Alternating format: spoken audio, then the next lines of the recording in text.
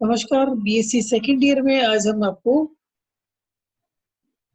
Absorption of food के बारे में विस्तार से चर्चा करेंगे और ये फिजियोलॉजी ऑफ डाइजेस्ट का ही पार्ट है। आप देख रहे हैं फिजियोलॉजी में एब्जॉर्प्शन ऑफ फूड में ये अमाशय स्रोत है इसका। तो अमाशय में भोजन की उपस्थिति और जो काम है जठरस का स्त्राव उत्तेजित करते हैं। तो ये हॉर्मोन्स है और ये इनके कार्य हैं। इस तरह से ये कंप्लीट इसका फूड का डाइजेशन है।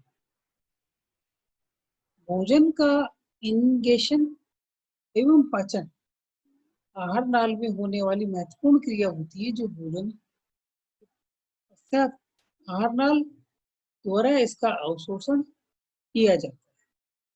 भोजन का अवशोषण निम्न क्रियाओं द्वारा होता है। एक तो absorption of mouth, absorption of stomach,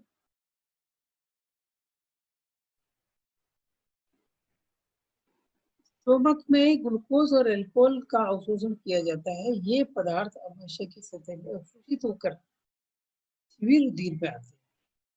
आंत द्वारा अवशोषण छोटी आंत में पचित भोजन का सबसे अधिक मात्रा में अवशोषण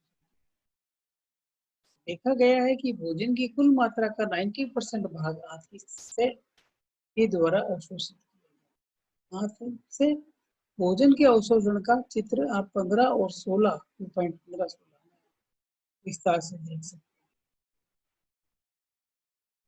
हैं। आधार तल श्लेष्मा सतह के वृत्ताकार बलव और रसांकुर विलय द्वारा बहुत अधिक बढ़ जाता है। रसांकुर की एपिथेलियम कोशिकाओं पर अनेकों माइक्रोविलाई पाए जाते हैं। ऐसा माना जाता है कि माइक्रोविलाई की उपस्थिति के कारण आंत द्वारा अवशोषण का आधार तल 600 गुना बढ़ जाता है। रसांकुरों की परिणाम 0.2 से 1.0 mm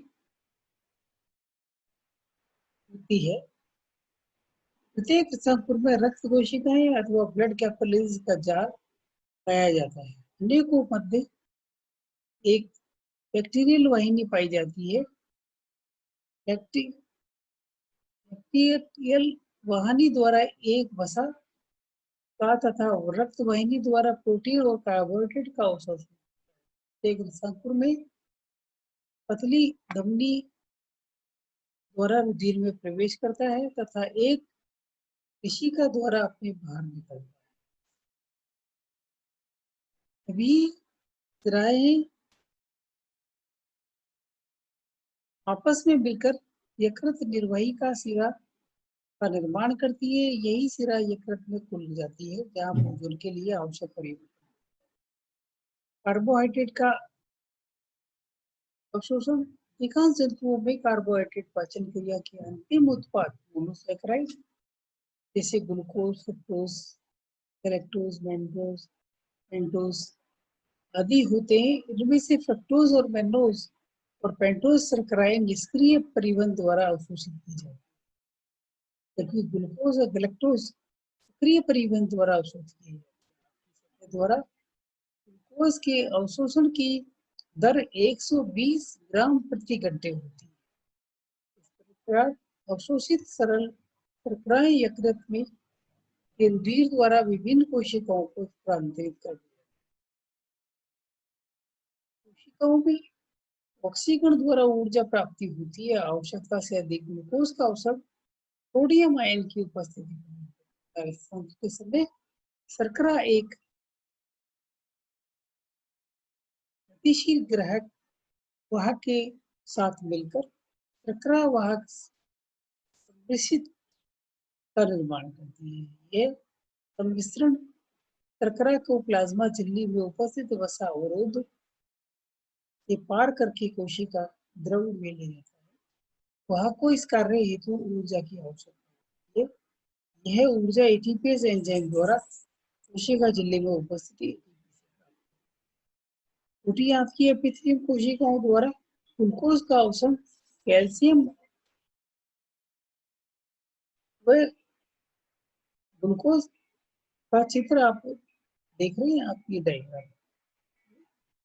तो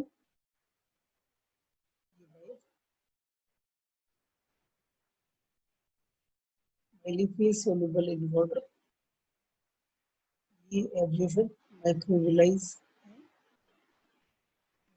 एसिड एब्जॉर्प्शन है, एब्जॉर्प्शन है माइक्रोविलाइज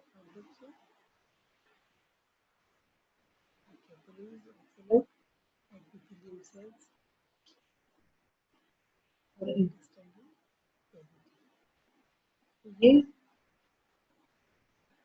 प्रोटीन का अवशोषण आहार नाल में भोजन के साथ सभी प्रोटीन विभिन्न पाचक रसों में उपस्थित विभिन्न प्रकार के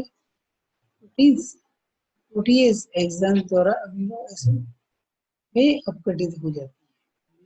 अम्लों का अवशोषण आंत की सतह में उपस्थित अग्र आंत योजनी सिरा का रुधिर वाहिनी के द्वारा होता है। यहाँ से अमीनो अम्ल यकृत निर्वाहिमा उपतंत्र द्वारा यकृत में ले जाते हैं।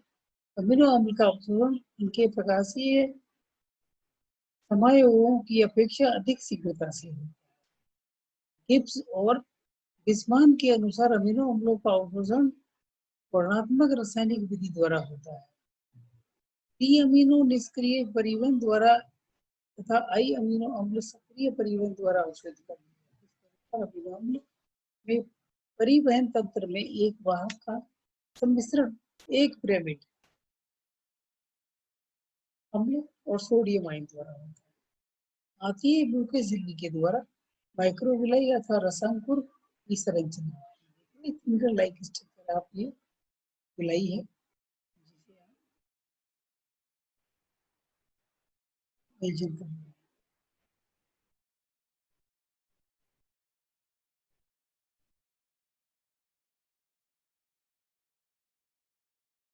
वसाओं का अवशोषण ऑफ फूड फैट्स, भोजन में उपस्थित वसा विभिन्न प्रकार के पाचक रसों में उपस्थित लाइपेज एंजाइम द्वारा आहार नाल में ग्लिसरॉल, डाइग्लिसराइड्स, मोनोग्लिसराइड्स तथा अमीनो अम्ल भी परिवर्तित कर दिए जाते हैं।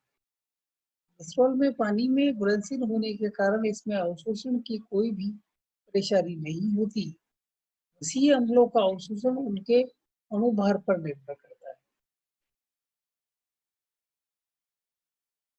हाइड्रोफिलिक प्रकृति के जो अम्ल होते हैं, जो आंत में एपिथेलियम कोशिकाओं के मध्य उपस्थित अग्रयोजी शिरा की वाहिनियों द्वारा अवशोषित कर लिए। आणविक भार वाले वशीय अम्ल जल विरागी हाइड्रोफोबिक होते हैं।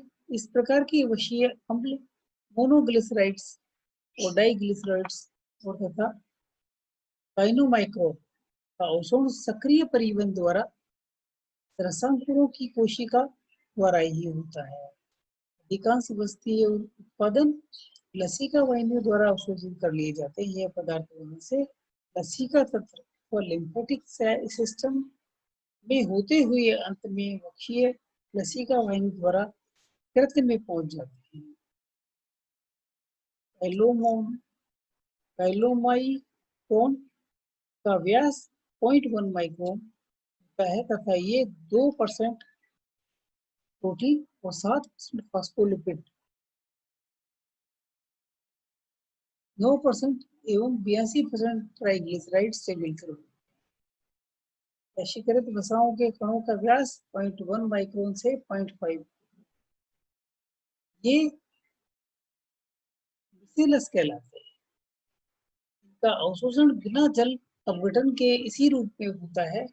कभी कभी पित्त नलिका अवरुद्ध और यकृत दुष्य कार्य के कारण अवशोषित वसा का सूत्र वापस बाहर निष्कासित होने लगता है। इसे काइलूरिया कहा जाता है। कभी कभी वसा बाहर निकल कर प्लूरल द्रव में आती है, जिसके कारण काइलोथेरेक्स नामक दशा उत्पन्न जल का अवशोषण। जल का अवशोषण अमाशय में प्रारंभ होता है, परंतु अधिकांश यह आंत एपिथेलियम सतह द्वारा ही अवशोषित। सामान्य मनुष्य में लगभग 15 से 20 जल एक दिन में अवशोषित किया जाता है। जल का अवशोषण मुख्यतः परासरण की विधि द्वारा होता है। भोजन में परासरण दाब सामान्यतः कायम की अपेक्षा अधिक। खनिज लवणों का अवशोषण, कार्बनिक खाद्य पदार्थों के साथ कुछ अकार्बनिक लवण भी आंत में कालीन कोशिकाओं द्वारा अवशोषित किए जाते हैं। क्षारीय धातुओं के लवण रुधिर में आंत की उपकला द्वारा अवशोषित किए जाते हैं। ये लक्षण अंतरा कोशिकाओं स्थानों द्वारा अवशोषित नहीं किए जाते हैं। हैलोइड अम्ल एसिड के लवण सल्फेट और कार्बोनेट की अपेक्षा अधिक प्रकार के अवशोषित किए जाते हैं। सोडियम आयन, कैल्शियम आयन और क्लोराइड आयन शीघ्रता से मनुष्य, परंतु मैग्नीशियम और SO4 आयन धीरे धीरे अवशोषित किए जाते हैं। इसी के साथ ये चैप्टर यही। धन्यवाद।